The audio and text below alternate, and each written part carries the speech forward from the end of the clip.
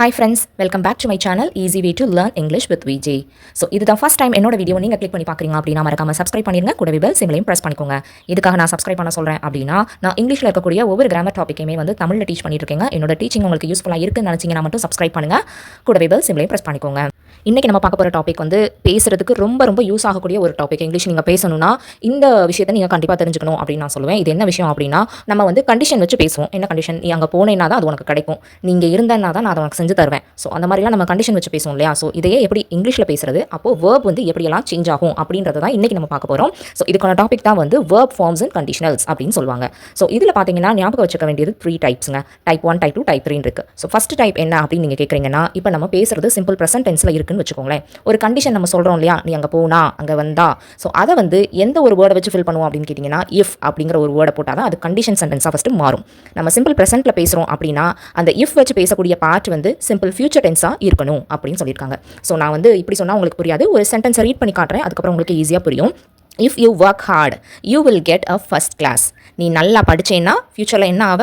First கிளாஸில் pass ஆவ, first class mark எடுப்ப அப்படின்னு நம்ம சொல்லணும் இல்லையா? ஸோ இப்போ ப்ரெசென்ட்டாக இதை நீ பண்ணு, இனிமேல் இது உனக்கு கிடைக்கும் அப்படின்னு நம்ம சொல்கிற இடத்துல நம்ம பேசக்கூடிய அந்த கண்டிஷன் சென்டென்ஸில் இருக்கக்கூடிய வேர்ப் வந்து சிம்பிள் ப்ரெசென்ட் டென்ஸாக இருக்கும். அதே அதுக்கான பலன் ஒன்று கிடைக்கும் இல்லையா? ஸோ அது வந்து ஃபியூச்சர் டென்ஸாக இருக்கும். அதுக்கான இன்னொரு எக்ஸாம்பிள் சொல்கிறேன். If it rains, we will postpone our trip. மழை வந்ததுன்னா நம்மளோட ட்ரிப்பை நம்ம போஸ்ட்போன் பண்ணிடுவோம் அப்படின்னு நீங்கள் சொல்லியிருக்காங்க. ஸோ மழை பெய்தால் அப்போ மழை பெய்கிற மாதிரி இருக்குது அப்படின்னு அர்த்தம். ஸோ எங்கெல்லாம் நம்ம வந்து இஃப் வச்சு பேசக்கூடிய சென்டென்ஸில் நீங்கள் ப்ரெசென்ட் ஃபார்மை யூஸ் பண்ணுறீங்க அப்படின்னா அதுக்கடுத்து அதோட ரிசல்ட்னு ஒன்று கொடுப்போம் பார்த்தீங்களா? ஸோ அங்கே வந்து ஃபியூச்சர் டென்ஸ் நம்ம யூஸ் பண்ணணும். இதை மட்டும் மைண்டில் வச்சுக்கோங்க. If you take a taxi, you can catch the train. நீ ஒரு டாக்ஸியை பிடிச்சி போனீங்கன்னா ட்ரெயினை பிடிச்சிடலாம். இப்போ நீ டாக்ஸி எடுக்காமல் போனீங்கன்னா ட்ரெயின் பிடிக்க முடியாது அப்படின்னு நம்ம சொல்லுவோம் இல்லையா? ஸோ இங்கே இஃப் யூ டேக்குங்கிறதா இங்கே வேர்பு. இது வந்து சிம்பிள் ப்ரெசென்ட்டில் இருக்குது. அதனால அந்த சென்டென்ஸில் you can catch the train அப்படிங்கிறத நம்ம யூஸ் பண்ணலாம். If you hit the dog, it may bite you. நீ டாகை போய் ஹிட் பண்ணீங்க அப்படின்னா அது ஒன்று கடிக்க வாய்ப்பு இருக்குது. ஸோ இந்த மாதிரி சிம்பிள் ப்ரெசென்ட் அண்ட் ஃபியூச்சர் டென்ஸை வச்சு டைப் 1 பார்த்துட்டோம். இப்போ டைப் 2 பார்க்கலாம் வாங்க. இங்கே வந்து பாஸ்ட் டென்ஸில் இருக்கும் ஆக்ஷன். அதுக்கு நீங்கள் ரிசல்ட் என்னவா கொடுப்பீங்க அப்படின்னா, அங்கே வில் யூஸ் பண்ணோம் இல்லையா? ஸோ அந்த வில்க்கு பதிலாக உட் மட்டும் யூஸ் பண்ணுற மாதிரி இருக்கும். இப்போ ஒரு சென்டென்ஸ் சொல்கிறேன் பாருங்கள். If you worked hard, you would get a first class. நீ நல்லா படிச்சிருந்தேன்னா ஆக்சுவலி அந்த வாய்ப்பு வந்து உனக்கு முடிஞ்சு போச்சு அப்படின்னு அர்த்தம். நீ நல்லா படிக்கல, இப்போ ரிசல்ட் நல்லா வரல. ஸோ அந்த சுச்சுவேஷனில் நீங்கள் பேசுவீங்களே, அப்போ என்ன சொல்லுவீங்க? நீ நல்லா படிச்சிருந்தா இப்போ நல்ல மார்க் எடுத்துருக்கலாமா? நீ ஒழுங்காக விளையாடி இருந்தேன்னா ப்ரைஸ் வின் பண்ணிருக்கலாமா? ஸோ அந்த மாதிரிலாம் நம்ம கொஸ்டின் கேட்போம்ல. ஸோ அந்த மாதிரியான இடத்துல தான் இந்த இதை வந்து நம்ம யூஸ் பண்ணணும். If you work hard, you would get a first class. நீ நல்லா படிச்சிருந்தேன்னா, நல்லா ஹார்ட் ஒர்க் பண்ணியிருந்தேன்னா உனக்கு ஃபர்ஸ்ட் கிளாஸ் கிடச்சிருக்கும் அப்படின்னு. இஃப் ஐ வேர் யூ, நீ உன் இடத்துல நான் இருந்திருந்தேன்னா நான் என்ன பண்ணியிருப்பேன் தெரியுமா அப்படின்னு நம்ம நிறைய வாட்டி சொல்லுவோம். ஸோ அதுக்கான சென்டென்ஸ் தான் இது. I would not do that. நான் அதை செஞ்சிருக்கவே மாட்டேன். ஸோ ஏதோ ஒரு விஷயத்தை பற்றி நீங்கள் டிஸ்கஸ் பண்ணிட்டு இருக்கீங்க, உன் இடத்துல நான் இருந்திருந்தேன்னா அதை நான் பண்ணியிருக்கவே மாட்டேன். ஆக்சுவலி நம்ம டிஸ்கஸ் பண்ணிட்டு இருக்கும்போது அந்த ஆக்ஷன் முடிஞ்சு போச்சு, ஆனாலும் நம்ம அதை பேசுகிறோம். ஸோ அந்த மாதிரி இடத்துல தான் வந்து இஃப் கண்டிஷனில் வரக்கூடிய வேர்ப் வந்து பாஸ்ட் டென்ஸாக இருக்கும். அதே இது அதுக்கடுத்து ரிமைனிங் அந்த ரிசல்ட் ஆஃப் த சென்டென்ஸில் நம்ம வந்து வுட் யூஸ் பண்ணி அது பக்கத்தில் அந்த வேர்பையும் யூஸ் பண்ணணும். ஸோ இந்த மாதிரி கொடுக்குறது செகண்ட் டைப்.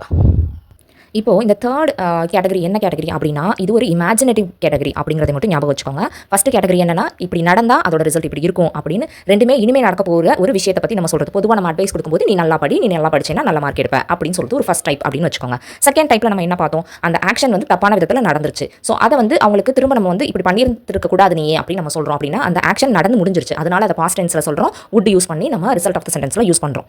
இதே இது தேர்ட் டைப் இமேஜினேட்டிவ் நான் சொன்னேன்ல, அப்படி நடக்க வாய்ப்பே இல்லை. ஆனால் இமேஜினரியாக நம்ம பேசுவோம்ல, நான் அங்கே போயிருந்தேன்னா, நான் அங்கே இருந்திருந்தேன்னா, அந்த சுச்சுவேஷன் நடக்கலை, அது ஒரு இமேஜினேட்டிவ் சுச்சுவேஷன். ஸோ ஆனால் அப்படி இருந்திருந்தால் என்ன ஆயிருக்கும் அப்படின்னு சொல்லி நம்ம சொல்லுவோம் இல்லையா? ஸோ அந்த மாதிரியான கேட்டகரி தான் தேர்ட் டைப்.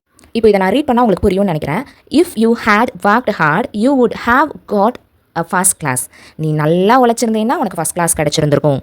ஸோ அவன் உழைக்கவும் இல்லை, அது கிடைக்கவும் இல்லை, அப்படி ஒரு விஷயமே நடக்கலை, ஆனால் அது நடந்திருந்தா இப்படி ரிசல்ட் கிடச்சிருக்கும் அப்படின்னு இமேஜினேட்டிவாக பேசுறது.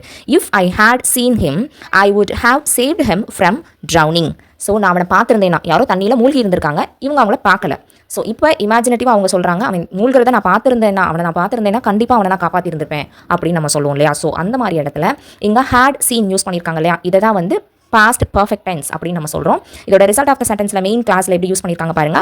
ஐ வுட் ஹாவ் சேவ்ட் ஹிம். அந்த வுட் ஹாவ் சேவ்ட் அப்படிங்கிறதா வந்து வுட் பொண்ணும் ஹாவ் பொண்ணும் அதோட வேர்ப் ஃபார்ம் வந்து பாஸ்ட் பார்ட்டிசிபிளாக இருக்கணும். ஸோ அதை தான் இங்கே யூஸ் பண்ணியிருக்காங்க. ஸோ ஒரு சென்டென்ஸ் அப்படின்னு எடுத்துக்கிட்டோம்னா, இதுக்கு முன்னால் பார்த்தது எல்லாமே சிம்பிள் சென்டென்ஸ். ஒரு சப்ஜெக்ட் இருக்கும், ஒரு வெர்ப் இருக்கும், ஒரு ஆப்ஜெக்ட் இருக்கும். ஸோ அப்படியே நம்ம பார்த்து பழகிட்டோம். ஸோ இந்த மாதிரியான சென்டென்ஸில் இஃப் கிளாஸ் வச்சு பேசக்கூடிய சென்டென்ஸில் பார்த்தீங்கன்னா ஒரு சென்டென்ஸ்னு எடுத்துக்கிட்டோம்னா அதில் 2 கிளாஸ் இருக்கும், 2 பார்ட்டாக அதை பிரிக்க முடியும். ஒன்று வந்து மெயின் கிளாஸ், ஒரு ஃபுல் கம்ப்ளீட் கொடுக்கக்கூடிய சென்டென்ஸ், மீனிங் கொடுக்கக்கூடிய சென்டென்ஸ். இன்னொன்று ஒன்று பார்த்தீங்கன்னா சபார்டினேட் கிளாஸ். சபார்டினேட் கிளாஸ் வந்து அந்த சென்டென்ஸோட ஒரு பகுதியாக இருக்கும். அது ஒரு முழு மீனிங்கை தருமா அப்படின்னு கேட்டிங்கன்னா தராது. இப்போ இந்த சென்டென்ஸை எடுத்துக்கோங்களேன். If I had seen him, இதை மட்டும் பார்த்தீங்கன்னா இதுக்கு அர்த்தம் இருக்குது, ஆனால் இந்த அர்த்தம் முழுமை பெறாமல் இருக்குது. அது கூட இந்த மெயின் கிளாஸை சேர்க்கும் போது தான் இதுக்கும் ஒரு அர்த்தம் கிடைக்குது.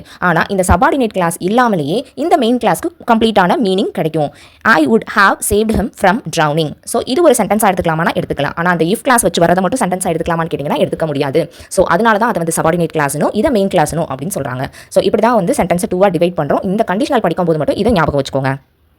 3 டைப் தான். நீங்கள் திரும்ப திரும்ப ரிப்பீட் கேட்டிங்க, அப்புறம் புதுசாக சென்டென்ஸ் மேக் பண்ணி பார்த்தீங்கன்னா உங்களுக்கே நல்லா புரியும் அப்படின்னு நினைக்கிறேன். இப்போ இங்கே ஒரு எக்ஸசைஸ் கொடுத்துருக்காங்க. அதுக்கு நம்ம கரெக்டான ஃபார்ம் ஆஃப் verb யூஸ் பண்ணுறோமான்னு பார்க்கலாம். If you catch the bus you dash there in time. இங்கே பாருங்கள், இஃப் யூ கேட்ச் அப்படின்னு தான் கொடுத்துருக்காங்க. இது ஃபர்ஸ்ட் டைப் சிம்பிள் ப்ரெசென்ட்டில் இருக்குது. ஸோ நம்ம ஃபியூச்சர் டென்ஸ் இங்கே டேஷில் யூஸ் பண்ணலாம். So you will get there in time அப்படின்னு நம்ம எழுதலாம். செகண்ட் ஒன் பாருங்கள், if I had a degree I could get a job easily. இதில் பார்த்தீங்கன்னா என்கிட்ட ஒரு டிகிரி இருந்திருந்தா, என்கிட்ட டிகிரி இல்லை. ஸோ பாஸ்ட் டென்ஸில் இங்கே யூஸ் பண்ணியிருக்கோம். If I had a degree I could get a job easily. எனக்கு ஒரு வேலை கிடச்சிருக்கும் அப்படின்னு சொல்கிறது. இஃப் ஐ வேர் யூ, நான் உன் இடத்துல இருந்தேன் என்ன செஞ்சிருப்பேன்?